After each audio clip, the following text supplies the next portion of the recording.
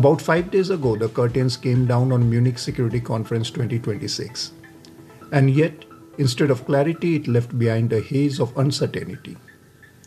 For decades, this annual gathering has been a grand theater of Western strategic unity, a place where leaders of Europe and North America projected strength, cohesion, and shared purpose.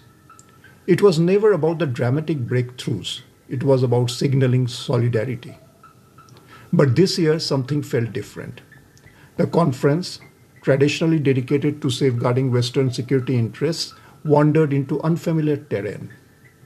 What emerged was not the confident face of a united West, but a fragmented, uneasy alliance struggling to define itself. At the heart of the tension lay the United States under President Donald Trump. Washington's evolving posture towards Europe cast a long shadow over Munich. Instead of reassurance, there was ambiguity. Instead of partnerships, there were conditions. Ironically, this uncertainty did push European nations closer together, but not in strength, rather in shared anxiety. Germany and France, the traditional engines of European leadership, appeared more competitive than coordinated, each eager to showcase plans for military expansion. Italy's Prime Minister Giorgia Meloni, meanwhile, skipped the forum as she was not agreeable with the German Chancellor Merz's idea of the growing rift between Europe and the United States. Across the Channel, British Prime Minister Keir Starmer found himself emphasizing that even post-Brexit, the United Kingdom remained indispensable to Europe's security framework. Then came the standing ovation for US Secretary of State Marco Rubio. Applause that reportedly unsettled many European delegates. We want to do it together with you, with a Europe that is proud of its heritage and of its history, with a Europe that has the spirit of creation and liberty that sent ships out into uncharted seas and birthed our civilization, with a Europe that has the means to defend itself and the will to survive. We should be proud of what we achieved together in the last century, but now we must confront and embrace the opportunities of a new one, because yesterday is over, the future is inevitable, and our destiny together awaits. Thank you. Rubio's core message was unmistakable. European security still runs through Washington.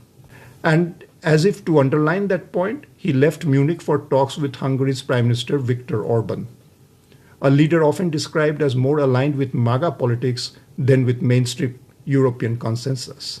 While transatlantic tensions dominated the headlines, Europe's internal political tremors continued in the background. Though not discussed overtly, whispers grew louder about who might succeed Christine Lagarde at the helm of the European Central Bank when her term ends in 2027. With the possibility of extreme right Marine Le Pen rising to power in France next year, current European leaders seem eager to secure a more predictable and integration-friendly figure at the European Bank. These undercurrents matter.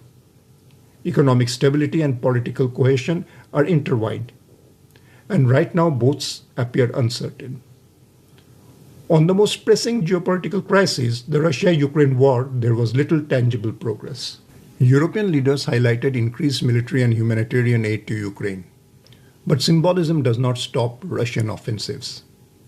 While the US sanctions have pressured Russian oil exports and reportedly influenced India's purchasing patterns, China's sustained import of discounted Russian oil continues to finance Moscow's war machinery.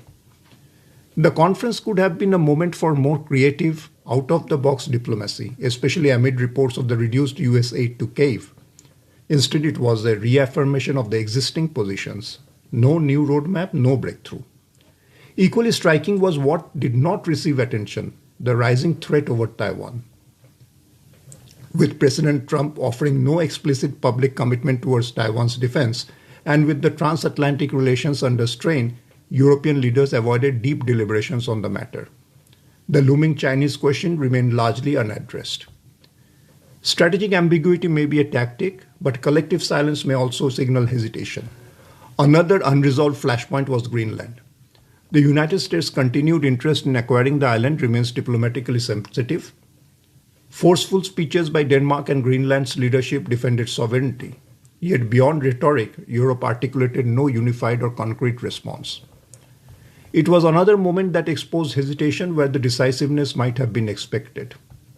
Traditionally, the Munich Security Conference does not end with a joint communiqué, a format designed in the 1960s, when the Western cohesion was more assumed than negotiated. But perhaps the structure now feels outdated. In earlier decades, the conference itself projected unity without needing a final document.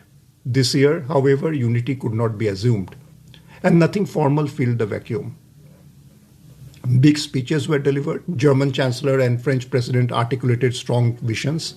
Yet the broader image that lingered was one of division in the face of a resurgent, unpredictable Washington. The Munich Security Conference has long symbolized Western solidarity.